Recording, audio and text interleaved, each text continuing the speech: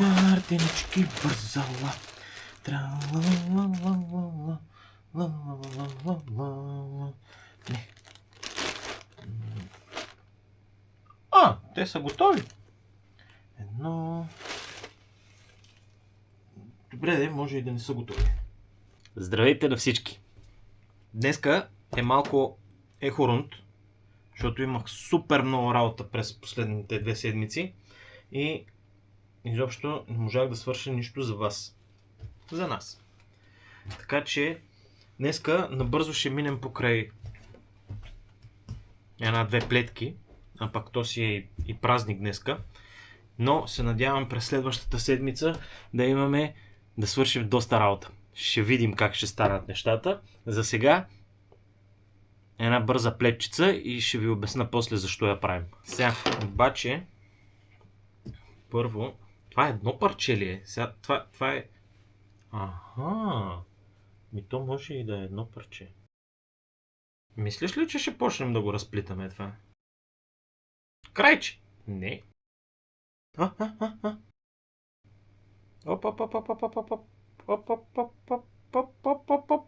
Ето го.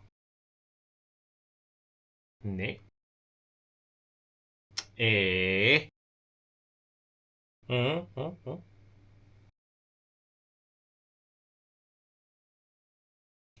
Дай една рулетка. Къде е рулетката? Хоп. Митровка. Сега същото упражнение е тук. Мацо. Коста, Мацо.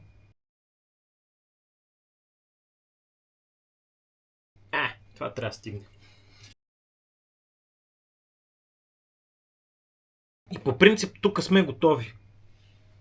По трички ни трябват. 3 метровки.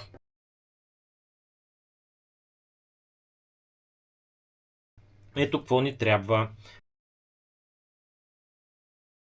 3 бели, 3 червени. Не да са в двата края. Така. Ще направим едно възелче. И ги имаме по 3 броя от двете страни. Много лесно. Това, което правим, за да изплетем плетката, която ни интересува, взимаме от двете страни най-външната нишка и ги кръстосваме по средата. Хоп, ето я най-външната нишка от тая страна, ето я най-външната нишка от тая страна. Хоп, кръстосваме ги върху другите две. След това правим какво? Същото. Взимаме най-външната нишка от едната страна, взимаме най-външната нишка от другата страна и ги кръстосваме. Хоп! Сега двата цвята си размениха местата. И какво правим? Продължаваме. Това се получава. Хубаво е да има опън, нещо да го опъва от тая страна, за да може да с еднакво усилие да се сплитат нишките. Ама в крайна сметка, каквото е такова. Най-лявата нишка и най-дясната нишка. И ги кръстосваме отпред.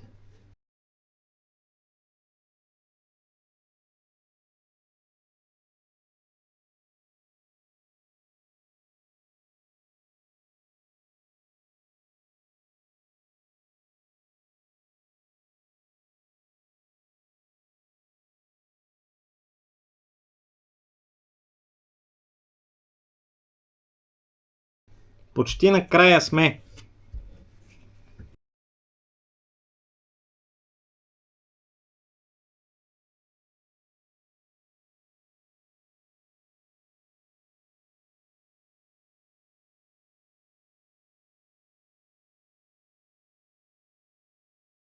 Като решите, че ви омръзна, правим тук едно възелче. Готово!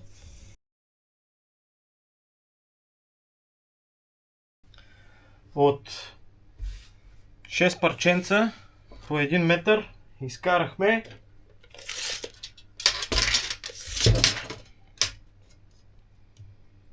78 см мартеница. Хоп! Тая 78 см мартеница, като си харесате колко искате да ви е дълга. Правим един възел и до него правим още един възел. Точно до него. За да може, като вържем втория възел, ей тук, хоп, като направим хроп, така, ей тук от тази страна малко ще го почистим. Двата края са вързани и от тук двата края са вързани. И продължаваме нататък. Това дали ще е вързано на възел или ще има някаква друга дрънкулка тук, изцяло от вас зависи. Може да има възел, може да няма възел. Както го усетите, така ще стане. Тия мартеници сега ги плетохме по ред причини. Бягай бе. Първо, баба Марта е. По-българско от това трудно. И второ, нещо спряха да познават парите тия и искат за една гривничка по 2-3 евро. Което е малко връвчица е, човек. Имам предвид. Но третата и в случая най-важната причина е, че от този тип плетка ще си направим захранващи кабели за видеокартите. Сега аз два кабела имам, понеже ги правих експериментално и реално не са правилната дължина. А ключовото от това да си направиш собствени кабели е, за да са правилната дължина и да си ги дресираш както ти искаш. Така че сега ще разгледаме малко калорифера, че трябва да го изключа, и ще направим някой захранващ кабел. Как звучи? Айде да видим. Ето го калорифера. Калорифера е къстъм шаси, направено от профили екструдиран алуминий 20 на 20 с монтажни планки и това е, ако не се лъжа, монтажен профил за LED ленти, нещо такова, някаква така простотия. Имаме две нива. Долното ниво е нивото за захранванията и дисковите масиви. На горното ниво имаме дъно с Threadripper 1950 може би, не помня вече, 128 ГБ RAM и в момента две видеокарти. RTX 3090, два броя, има и една трета, която ще стои и тук от тази страна. Захранванията са два броя. Един брой 850 ватово захранване, което захранва дъното, дисковете, и един брой сървърно захранване, 1100 ватово сървърно захранване, което захранва само видеокартите. Тия платформи за първото и второто ниво са рефлектори, не знам как се казват, от монитори са това. Това е от всеки един монитор вътре има едно е такова. Това разпръсква светлината от подсветката в матрицата. Днеска това, което ще правим ще направим нови кабели, които да са малко по-така. Малко по-шокарски. Тия кабели са правилната дължина, но не са правилната дебелина, правилното сечение на проводника. Така че сега ще подготвя нещата малко и ще поговорим за това как точно ще правим кабелите. Сега, знам, че изглежда плашещо, обещавам, не е. Супер просто е, просто трябва да се съблюдават някои прости правила и малко трябва да се внимава. Сега, колкото по-тънък е кабела, толкова по-малко ватове може да носи, защото ватове са волтове по ампери и колкото повече ампери има, толкова по-топъл става кабела. По-дебелия кабел може да носи повече ампери. Носи на повече ток. Освен това, на двата края на този кабел имаме едни конектори. Как се казват тия конектори? Не знам как се казват конекторите. Чай да видим. PCIe 6 пин. Казват се PCIe 6 пина и 8 пина. Или 6 плюс 2. Има и едни други, които са за по-новите видеокарти, дето са по-мощните, ама те много обичат да горят. Нашите видеокарти ползват два броя 8 пинови, за да се захранят. Ето това е новия конектор и той на видеокартата той се разплита на две осмички. Обаче ние на захранването, на сървърното захранване, което имаме, отзад закачването му е слот, защото е сървърно захранване. То влиза вътре и се сменя бързичко. Та него, за да го разцепим и да можем да дадем захранване на видеокартите, ползваме това, което миньорите, дето купаят криптовалути, ползват от много години. Това е Breakout Board. е този слот, тук вътре влиза захранването и разплита 1, 2, 3, 4, 12. 12 броя шестици. Трябва да ги направим на 2, 4, 6 броя осмици. Тоест ще ползваме половината от тия пинове. И вратката каква е? Ето това наблюдаваме тук в този кабел. Едната страна е шестичка, тая страна влиза в breakout борда, от другата страна е осмичка. Как става осмичка? С едно мостче, което се прави от Sense A към Sense B пина на двойката и още една GND, която отива от другата страна. И така правим от 6 пина 8 пина. Тия кабели изглеждат малко грозни, защото са прототипи и съм ги правил набързо, но както се вижда, е тук където е осмичката, тя е на мост, но моста влиза вътре в самата плетка. За прототипа, това, което ползвах, за да удължа кабелчетата, е това. Това представлява кабелна обувка. Тук се слага кабел. Отрязвам тая част, защото не ни трябва, и запазвам само това. И може и да става. Малко не му вярвам съвсем. Може и да става. Обаче, това, което открих преди малко, че имам едни такива кабелни обувки. Слагаме си обувчицата отгоре и хоп, и тя излиза отпред. По принцип не трябва да излиза отпред, но това е за показно. Така, вкарваме го тук. Стискаме клещите и ето какво се получава. Това в момента няма махане. Нали?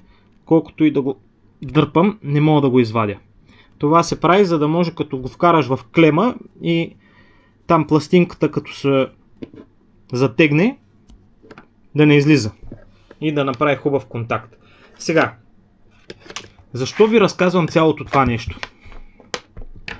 Тая работа, вместо тая работа, това, което пробвах, беше ето това. Една доста по-голяма от тия кабелни обувки. Една такава жълта. Да, тая жълтата, в нея има заголени тия два кабела. И тия два кабела сега, кербовани по този начин, кримпнати по този начин, няма махане, което е превъзходно. Само след това отгоре ще му сложим малко термошлаук, защото нали, това все пак е връзка и не искаме да има контакт с нея. Така че сега това е илюстративно в момента, но като сложим малко... не от тази страна бе. Хоп, така като сложим малко термошлаук тук и е идеално. Идеално. Добре. Какво друго ни трябва, за да си направим кабел? Трябват ни кухи конектори, къде празни конектори. Това е шестичка. Нали? И на крайчетата на тия кабели трябва да сложим от съответните техни пинове. Техните съответни пинове идват така. В случая е малко по-тегава историята. Те се кримпват с ето такива клещи, защото се кримпват на две места. Чая да видим имам ли кабел, който е кримпнат. Така, имам. Ето. Този конектор се кримпва на две места едновременно. Един път се кримпва отзад за самата изолация, а един път се кримпва в предната част на проводника и конектора. В общи линии това са нещата. Започнахме видеото с плетенето на мартеници, защото същия вид плетка ползвам аз за тия кабели. Така че, айде да понарежем малко кабели, да се подготвим, стига толкова теория, трябва да се посвърши малко работа. Окей, за направата на един такъв кабел ни трябват няколко неща. 6 проводника, 3 броя плюсове, 3 броя минуси с общата дължина. В случая ще ги правим дългите проводници. Тук са по 60 см, 3 черни и 3 сини. Черните са минусите, сините са плюсовете. Като освен това имаме още два проводника, един 15 см и един 30 см. Тези са с различна дължина, защото искаме да ги вкараме в плетката по такъв начин, че да не се вижда, да не грози отстрани, защото тук основното, което искаме да направим, нали, е все пак да са хубави кабелите. Така че ще започнем с това да ги кримпнем от страната, която отива към видеокартите, понеже тя ще се вижда най-много. Сега, ето каква е ситуацията. Ще направим първо сините, защото се тая.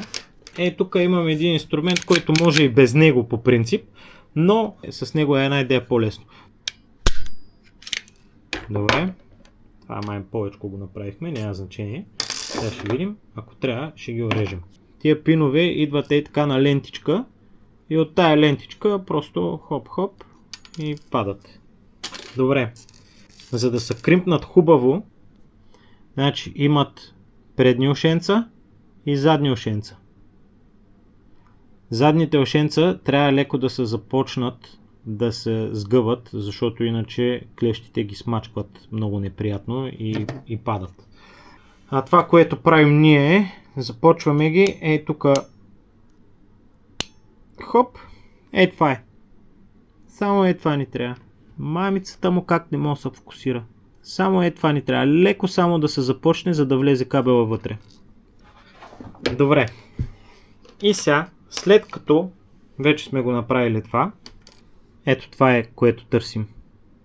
Сега, по принцип, колкото по-чисто го правите това и колкото по-малко мазнина от ръцете си вкарвате по кабеляка, толкова по-добре. Но в случая мен не ме притеснява това чак толкова много. Препоръчвам ви да ползвате ръкавици.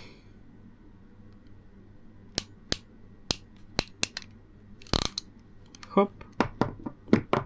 Готово. Така. Хоп. Плюсовете са сложени. Да. Отдолу имаме трите минуса.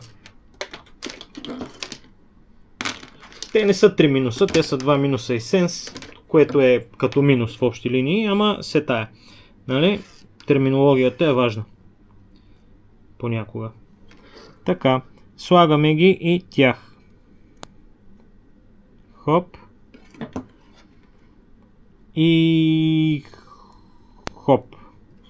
И хоп. Така. И вече имаме готова шестичка по принцип. Това, което обаче трябва да се случи тук не е тая двойчица, трябва да я сложим какво? Това мостчето, което ще го прави осмичка. Трябва да отиде на горното от ето тези. Ще ви покажа схема.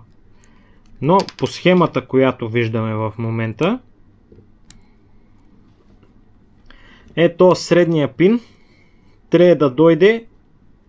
Средния пин идва отгоре, а левия пин идва отдолу. Така че средния пин ще го хванем така. Хоп. А левия пин ще го хванем ето така. И сега, обаче, как ще се ориентираме, защото сега като ги наплетем тия работи, откъде ще знаеш кой е средния и кой е долния пин.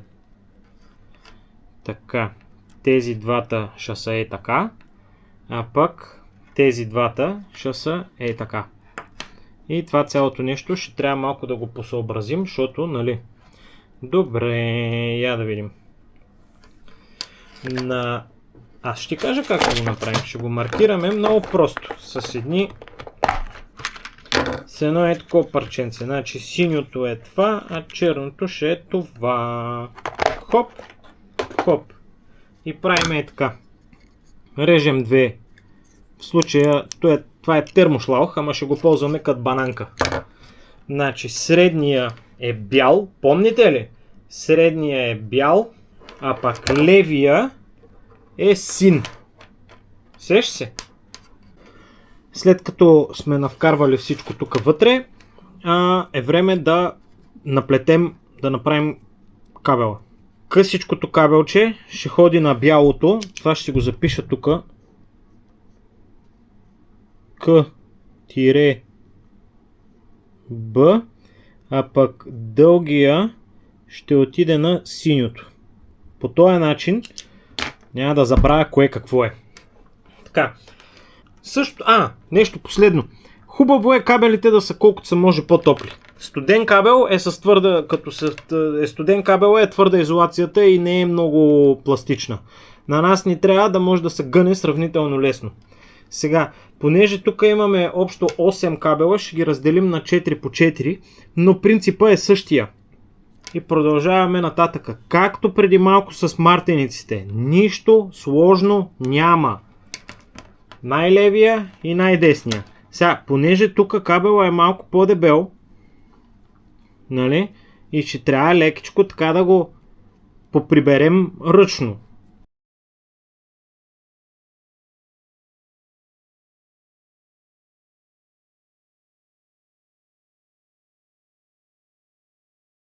Така, стигнахме до място, където късичкото е горе-долу окей да го захванем с дългичкото. Тоест, тук ще ги свържем. Ето, какво пише тук? Къс, бял, дълъг, син.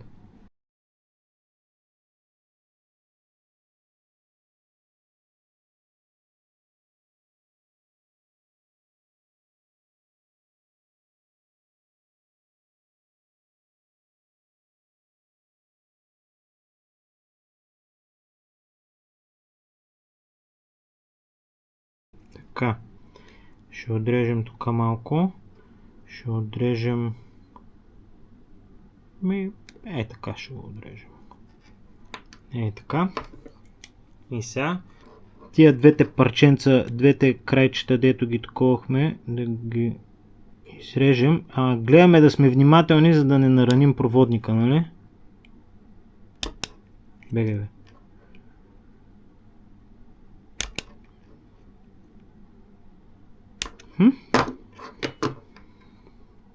Така, нещо е такова. Добре.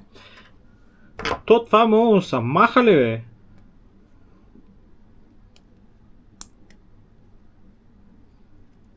То ще е по-хубаво, ако мога да се махне, да.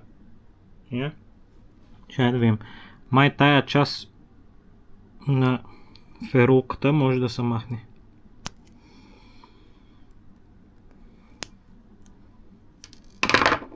Я да видим.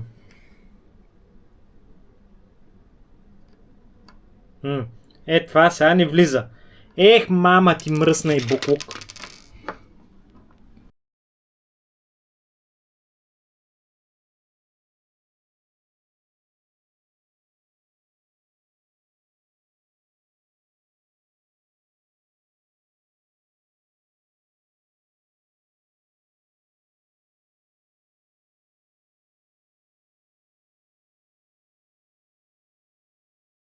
Добре. Това първото го направихме, ама нещо не съм много доволен от него. Но въпреки това ще довърша кабела, за да видя как ще изглежда и за да го пробвам. А пак така или иначе ще трябва да направим още 7-8 такива. Нали, да. Така. Сега, какво казахме? Значи на това ще му направим. Колко е тази ферула дълга? Около сантиметър. Поне е толкова. Така. Заедно с това ще направим от тука до тук. Горе-долу. И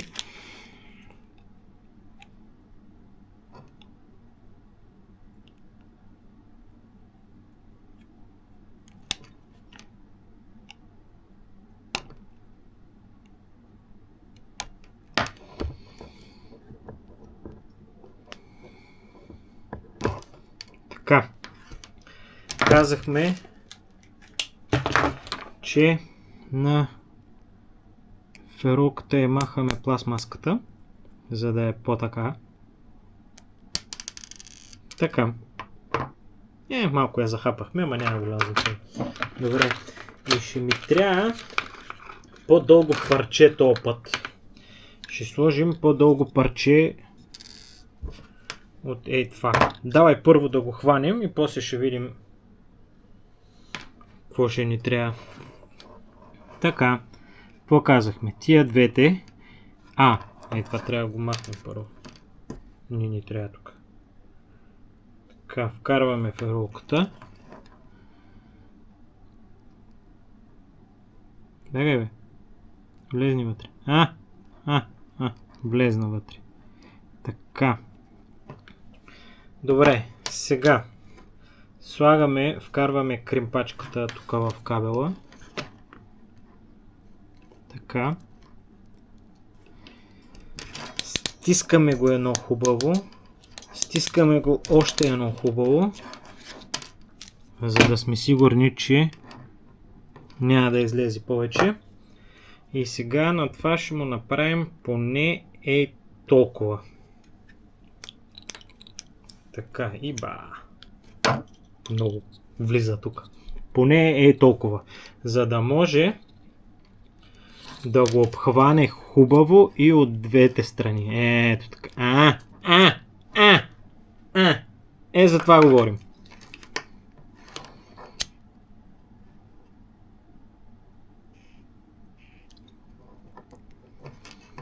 Така.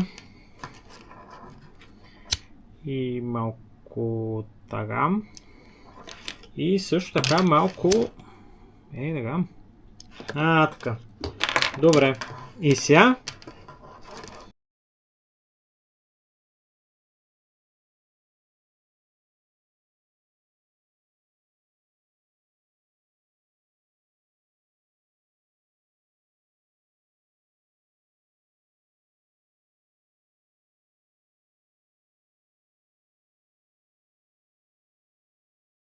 добре, тук от едно парченце, от едно такова, го разпробих, за да могат да влязат, да минат кабелите през него, за да мога да ги наредя хубаво.